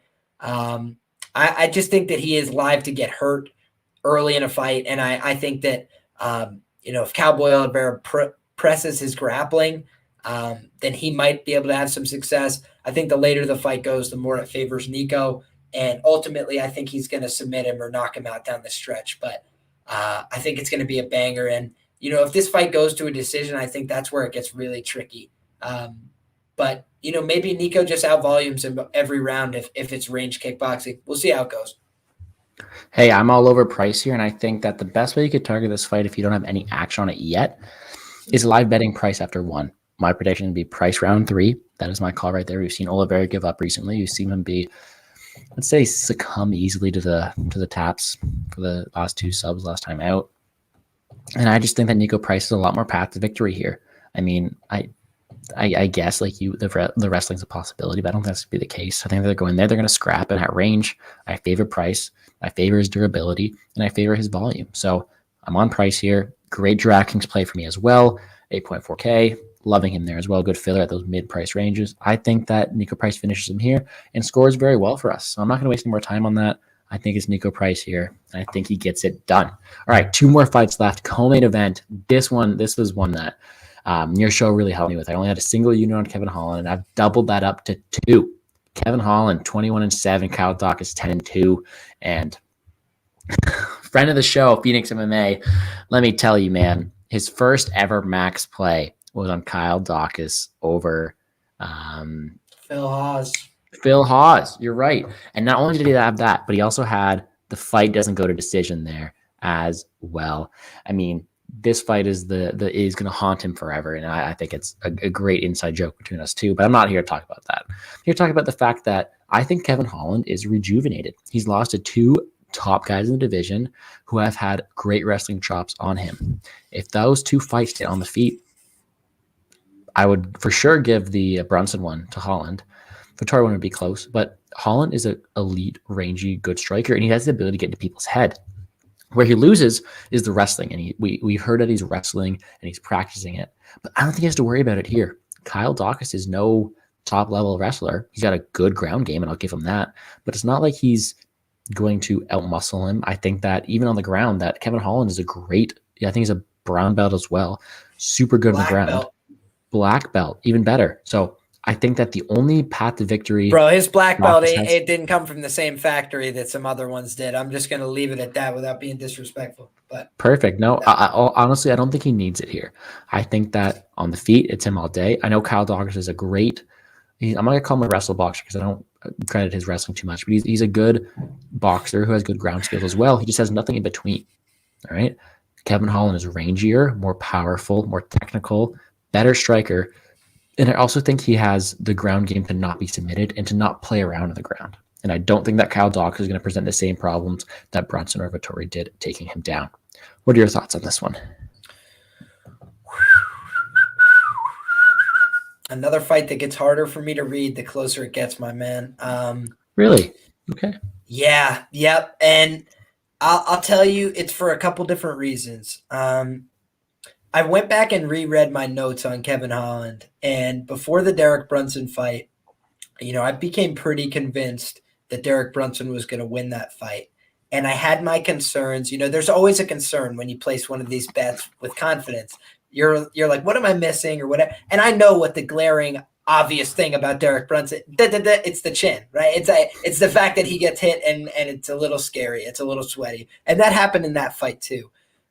But I was very confident in Derek in that fight because he mixes up his wrestling and his striking quite well. But guys, he didn't need to. Because I then saw Marvin Vettori mix up his striking and his wrestling quite poorly and still get in on a lot of body lock clinches. That was what was really bothering me. Kevin Holland gives up the back too frequently. He is otherwise not the worst grappler. He had really competitive grappling minutes with Brendan Allen. I went back and rewatched the fight, and I had my notes on that as well.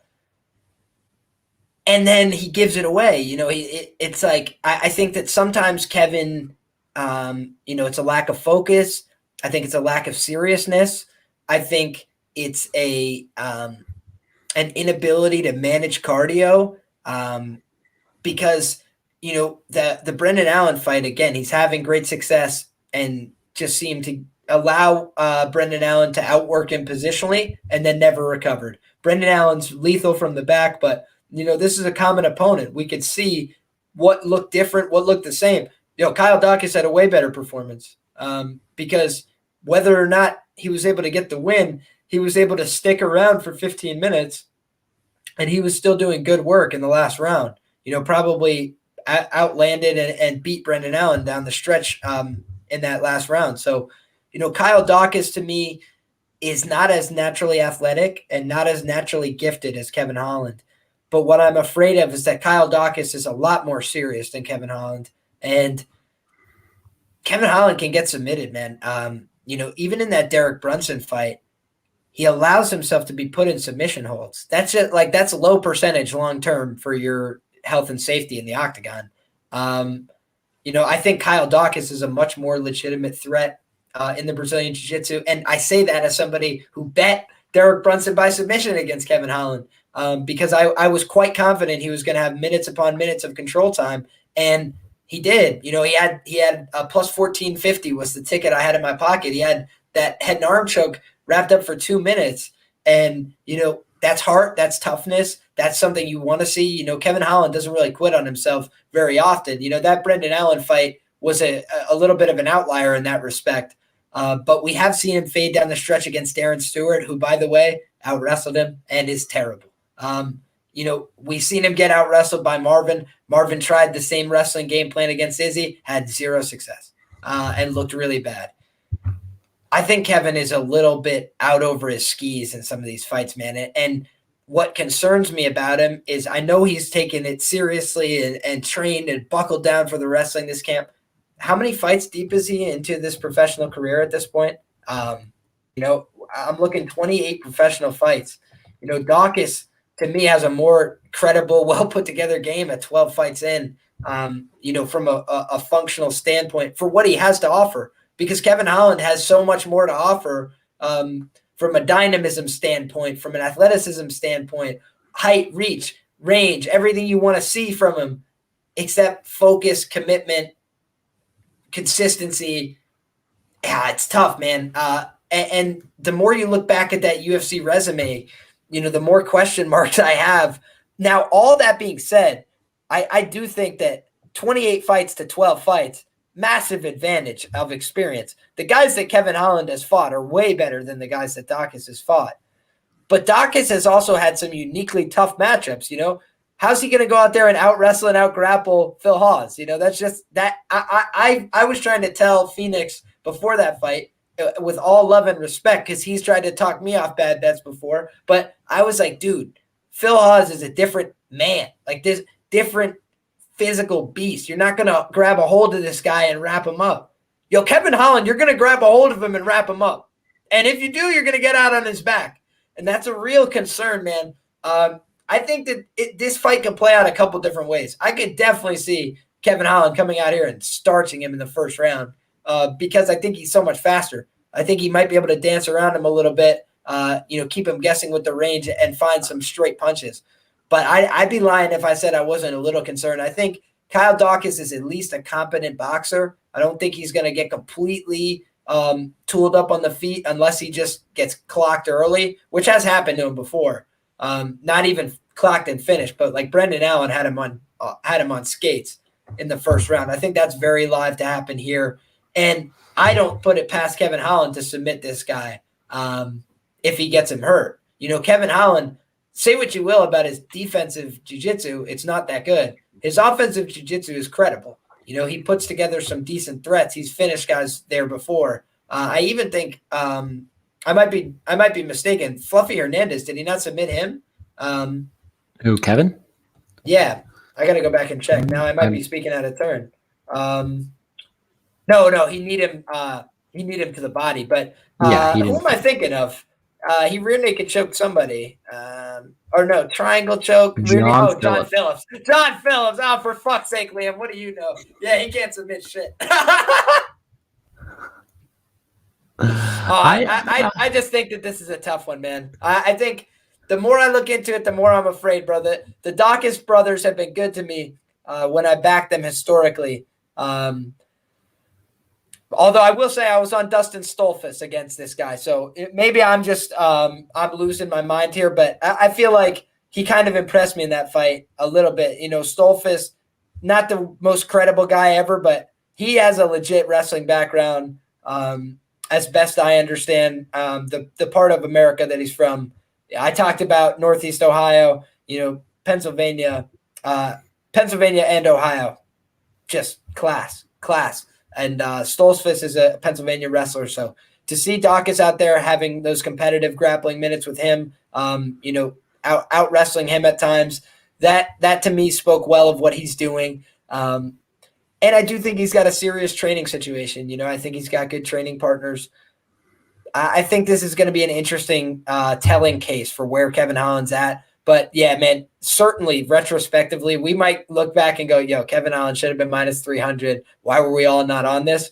But I want to see it from Kevin Holland. One smart, competent fight where he gets his hips away from somebody when they – he just had a lack of urgency in every standing clinch where somebody body locked him that I saw on tape, every single one. And I went back to the Meerschaert fight. Every time I had ever seen it happen to him prior to the Brunson fight, I was like, oh my God, Derek Brunson's going to walk through this guy. And I feel bad for him, man, because Derek Brunson literally put out the bulletin like this, wrap a hold of that body and never let go. I'd like to see some improvements from Kevin there because it's been the same position over and over and over, and it can't keep happening. So if it does, it would be a real indictment because I think he actually has plus level skills. But that's the only reason that I haven't gotten on board the Kevin Holland train. I like Big Mouth. I actually like the way he talks during his fights, all that stuff.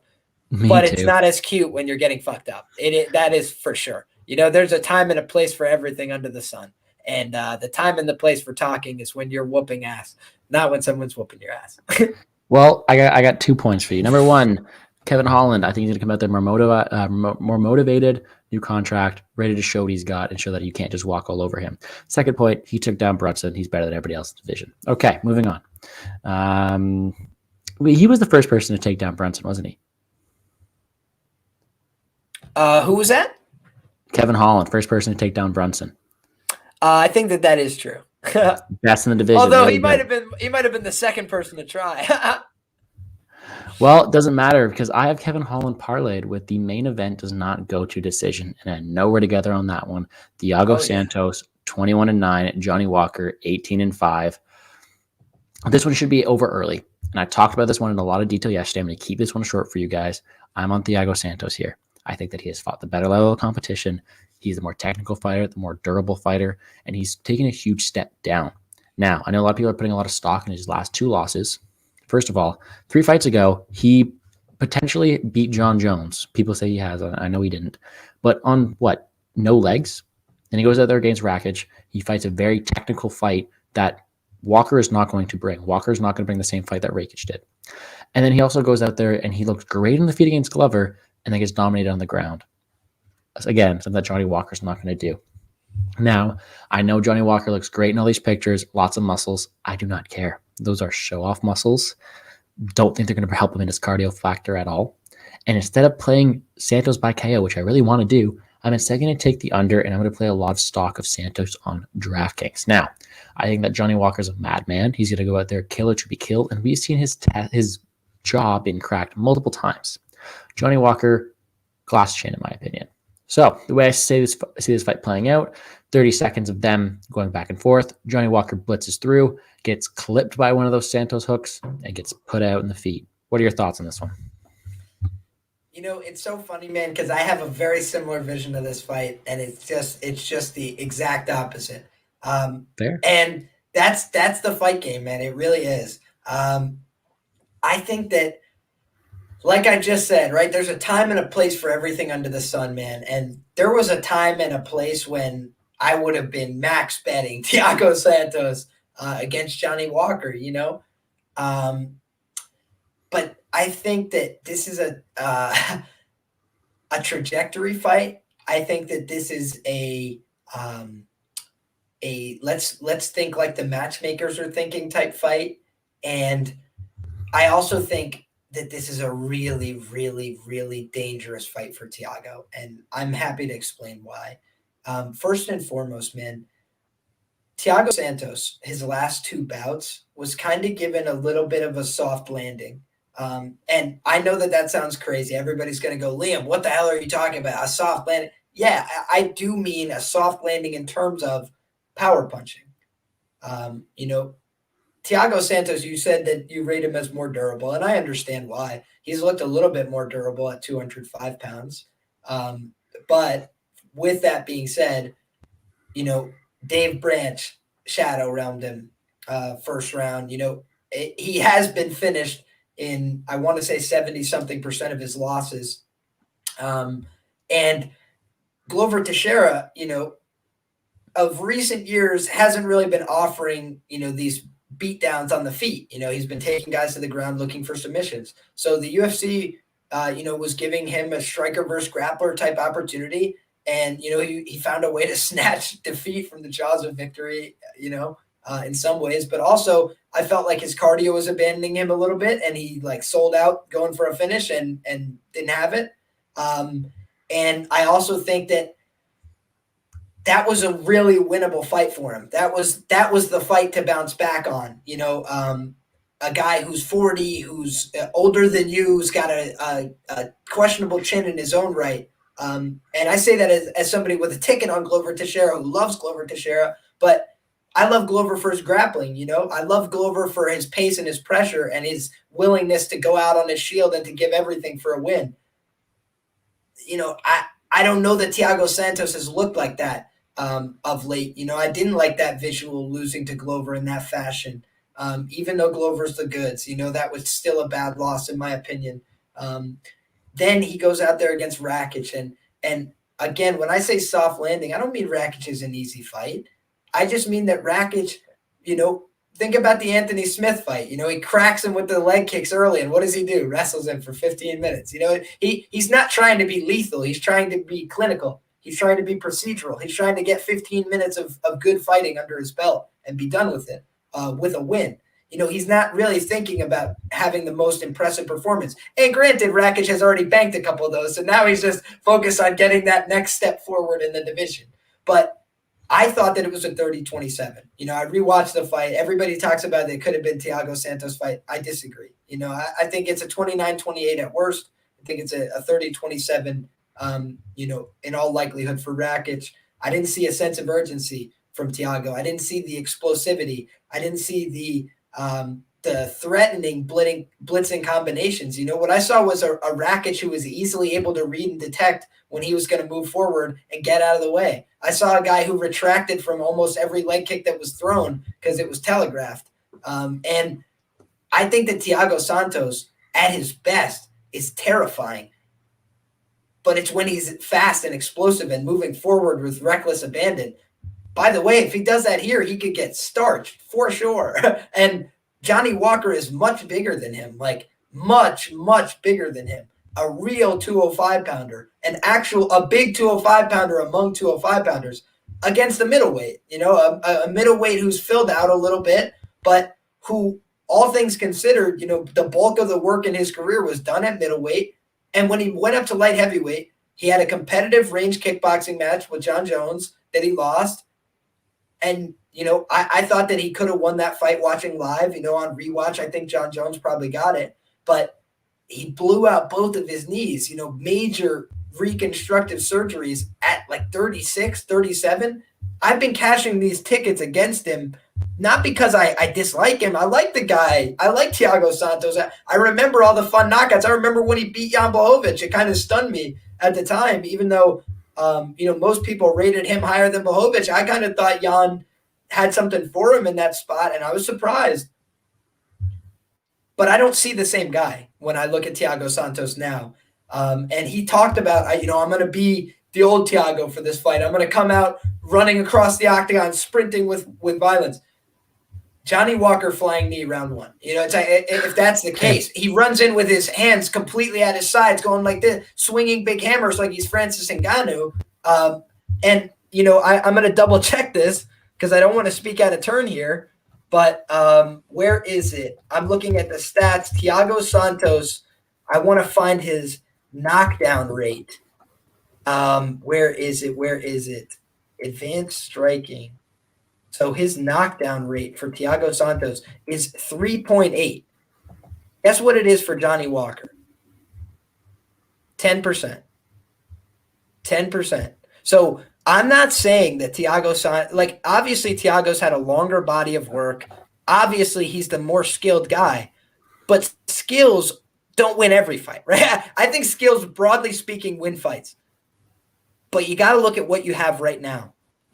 Skills win fights, but Frankie Edgar loses to Corey Sandhagen and there's no wrestling involved. He gets knocked out on the first flying knee, right? Age plays a factor. Dynamism plays a factor. Speed plays a factor. I think Johnny Walker is going to be much faster. I think he's going to be more spry. I think he's going to be more athletic. And I think that if Thiago's honest, he's probably going to run across and eat something big early. Or it's going to be a complete car crash. Am I discounting that Johnny Walker is bad? No, Johnny Walker is not good. I can objectively look and say that. This is a guy who almost lost to Ryan Spann twice. Almost found a way to get knocked out by Ryan Spann. But Ryan Spann hits hard as Thiago Santos. And what did we see? Improved recoverability, I would argue, from Johnny Walker. By the way, Johnny Walker of old would have gotten flatlined 3 more times. We've already seen that on the regional scene where I think it was Luis Enrique just knocks him out. And it's all in 18 seconds, knocks him down, gets back up, knocks him down, gets back up, knocks him down. And the ref's like, I guess one more. But I really think that Johnny Walker, he's crazy. He's definitely liable. I think that Santos is the obvious play if this gets into the 3rd round. It's like it couldn't be more clear what the writing will be on the wall at that point. But for 4 minutes, Johnny Walker is effing problems for anybody, and I'm just not here to take another word for it. When we look at the Corey Anderson fight, there is something that just goes critically underappreciated about that fight, in my opinion. Corey Anderson level changes for a single leg. He grabs it. He starts pursuing it. He lets it go. They separate, and he bombs him with an overhand because Johnny is thinking every time this guy lowers his level, he's going to shoot. He's going to try to take me down. So he puts both hands down, and you can go back and watch it on film, and gets lasered by an overhand from Corey Anderson, gets rocked, and what's his reaction? Do you remember? he swings back He was, with a smile yeah, on he his didn't go face down. and gets dropped again. So Johnny has this reputation for having no chin, but really Johnny has no brain when he's in the cage. You know, he just does crazy, crazy things. What most sane human beings do when they get absolutely lasered by a punch is cover up, back up, lash out with something wild and crazy, and like kick away, do the Robert Whittaker back to the fence and start spazzing with kicks away from you. But I really think that Johnny Walker, first 4 minutes of this fight, is going to be very live. We've seen Thiago Santos duck into the head kick of Alexander Rakic. That's very live here. Johnny Walker can throw a big explosive head kick. Johnny Walker, super dangerous in the clinch, dude. Super dangerous there. I forgot about it. I went back and watched the Khalil Roundtree fight. That is one of the most vicious knockouts you'll find in the UFC. I will put that up with anything. It literally sounds like he's hitting him with a bat. Hink, hink, and then he goes to the ground, and Khalil just gets out, like woke back up, like, what? What's going on? It was brutal. And this is all in like under minutes. He's done this to several guys. You know, Misha Serkinov, another talented fighter. Lots of skills, right? Lots of upside. Tons of things Misha could do to him on the ground. It just never went there. It just never had a chance. I think that we could definitely see a Johnny Walker sub-minute KO here because I think Thiago's movement is inhibited. I don't think he's as fast. I don't think his reaction time's as good. But I definitely think that if he doesn't knock him out, if he does not knock him dead, the Thiago Santos revenge KO is going to be so brutal and vicious that I'll probably have to turn off the television. But with all that being said, folks, I did end up with a play on this fight, you know, way early on. I saw plus 195 on Johnny Walker, and I said that won't last.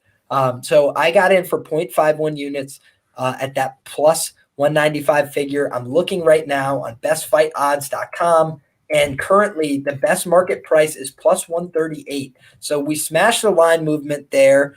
But if you were looking to follow me here, I would tell you do not play Johnny Walker money line. Absolutely zero value on it, especially at this point. And it's not even just that. I would say your best bet is to go ahead and find a book that's offering Johnny Walker rounds 1 or 2. I'm trying to see what books have it because I know I played it. So Johnny Walker 1 or 2 is plus 275. Guys, that definitely encompasses 90 plus % of Johnny's win condition. I honestly believe that at least 60% of his win condition is wrapped up in a first round finish of one kind or another. Johnny Walker round 1 plus 470. That's the play if you want to get on Johnny Walker. I am on all of those. I am on the fight ends by knockout at minus 360. I know that that's a juice price, but I think either way, you know, Thiago Santos and Johnny Walker have combined for, I think, 3 submissions and 30 knockouts. We know what they want. They want to knock each other out. And on top of that, when they lose, they get knocked out. You know, I think it's 6 combined knockout losses between the two of these guys. Somebody is getting knocked out, ladies and gentlemen. I think it happens very early, like Gordo, which I actually think is a 50-50 exchange. That's why I got in on that plus 195 number. You know, I do think those first 2 rounds are a 50-50 exchange. The problem is Thiago Santos actually has a functional game to kickbox somebody for 25 minutes. We've seen that. We have never seen a functional game from Johnny Walker of anything for 25 minutes, much less, 15 minutes. You know, he death gassed in his only decision win. And on top of that, the Nikita Krylov fight, I think he gets a little too much shit for. I've made my claim about that, which is that, you know, Johnny Walker, go back and watch it. He actually sweeps Nikita Krylov and like looks positionally sound in some places on the ground. He just has no hips whatsoever. Like he is in the mount, like seated in the mount, and just gets completely bucked to full guard because he had no cardio to back it up. But I think that Johnny Walker, this is, again, I'm going to get labeled as crazy for this. If he submitted Thiago Santos, I'm not going to shit my pants.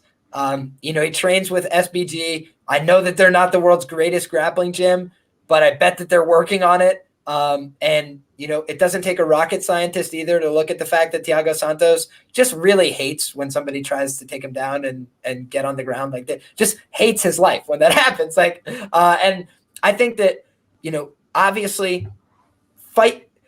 If you're picking somebody to win a fight on a money line perspective, having somebody that can win a decision makes all the sense in the world. But I think that light heavyweight fights are kind of unique. You know, think of the Smith-Spann fight. How many times has that hit the scorecards? Fucking never, dude. It's like the amount and the pace of violence that happens in round one dictates that no one could possibly do this for another 20 minutes. I think that it's kind of the same deal here. Unless we get a really tepid, you know, conservative performance from Thiago where he's backing away the whole time or something, which I also think could lead to the end of his UFC run. The UFC doesn't play that shit either. They want to see these two guys go to war and do something crazy. I think that's why they booked it. I think that this ends in the very first round. I'm all over the fight ends in round 1, 2, 3. I'm all over Johnny Walker to win by knockout in the first round. And that's my untracked degeneracy. You know, I really think that the safest play is just fight doesn't start round 3, or excuse me, doesn't start round 4, minus 240. That just seems like money to me. I'm in that for 2.5 units. Well, no, you covered all the bases there. I'm not going to waste any more time on that one. I think you absolutely killed that. Although I see it on the other side, I'm mainly over the fight doesn't go to decision. That's my parlay piece of the weekend. If you want to take anything from this stream, is my favorite spot, I'm not going to say the L word, is going to be that fight doesn't go to decision. 2 madmen should be over early. I even like the minus 3.5, maybe even minus 2.5. Fight should be over early. That's it for the card, guys. But before we do that, I want to say, looks like Michael Venom Page just won a very controversial split decision. Apparently it was hometown judging. Apparently Lima won everything. Apparently it was a robbery. Couldn't tell you. Well, there goes my small bet. I still don't get a profit, but that sucks. Yeah, I had a half unit on Lima at plus 112 or something. Hey, I hear everything saying that he won that fight and that was a robbery. But I bet they're gonna mail me an IOU in the post office. Yeah, no, close only counts in horseshoes and hand grenades. So, my favorite part about that fight is going to be just watching MVP highlights. I don't like the guy as a fighter. I think he's too cocky, but it's really entertaining to show my friends who don't watch MMA. Anyways, that is going to do it for us breaking down the UFC Vegas 38 slate. I appreciate you very much for joining me. Before we go, I got to mention, I got a plus 5,448 parlay Hail Mary doing every single week. It hit last week. I'm going to try to do it again. I want you to tell me what you think of this one. All right. Whoa. Yeah. 0.2 units to win. I can't even do the math on that one. Let's get my calculator out. To win 26. 0.2 units to win 26. I got Carol Rosa inside the distance plus 300. Nico Price inside the distance plus 130. Okay. Kevin Holland inside the distance plus 210, which I know you're not crazy about. And Thiago Santos inside the distance. 4-legger, not that bad. Violence bets like crazy. All fighters that I'm on the money line in the first place. It's a great a fun way to end the day for us. I appreciate you very much for joining me on the show. Let them know where they can find you. You know what? Friend. I can actually throw one. I'll throw one your way as well. I locked this in. You know, it's a crazy one. I don't have it tracked. You're not going to find this on my Twitter, even in all likelihood. But I wanted to throw down a couple ducats and put together a little plus money play for myself. So I've got plus 5,268. Alejandro Perez, money line. Douglas De Silva de Andrade, money line. Jamie Malarkey, money line. Carol Rosa, money line. Jared Gordon, money line. Nico Price, money line. Johnny Walker, money line. 597 to pay 320. Wow. And you beat a lot of line movement on that, because if you parlay those 7 together right now, you're only getting 3,754. Dude, I crushed the line moves on those. I can tell you, I have Nico Price minus 150, Jared Gordon plus 126, Carol Rosa minus 355, Douglas De Silva minus 230, Alejandro Perez minus 215, Jamie Malarkey plus 128. Hey, well, I wish you the best and luck with that one, my friend. That is going to do us today. Let them know where they could find you. Absolutely, my friend. So number one, thank you so much for having me on. It's always a blast. And thank you so much for being on my channel. You've been rocking out with me for these Contender Series events.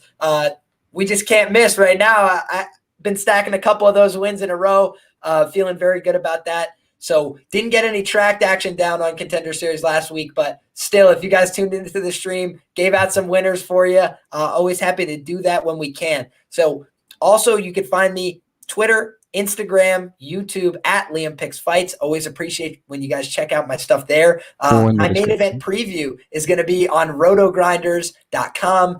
You can find my premium picks always at scoresandodds.com. I'm in their expert picks section now. And also just want to mention I'm sponsored by Prize Picks. You could always check out what they got going on. Always links in my description box on YouTube. So go ahead and check that out if you're interested in a fun legal DFS option that's very simple for know-nothings like me who just want to pick over/under totals for some NFL degeneracy with the boys. All right. Well, no, it's been a pleasure having you on, guys. Heads up to the few people left watching this right now. I have a very busy day tomorrow. So if you want my DraftKings lineups, check out the YouTube video I just posted. Send me a DM tonight because tomorrow I'm a busy, busy man. That's going to do it for us here, guys. Thank you for tuning into the Plays and Fades YouTube channel. Check out our other videos, hit the subscribe button, and smash that like button. And let's make some money, guys. Have a good one. Sounds like a plan.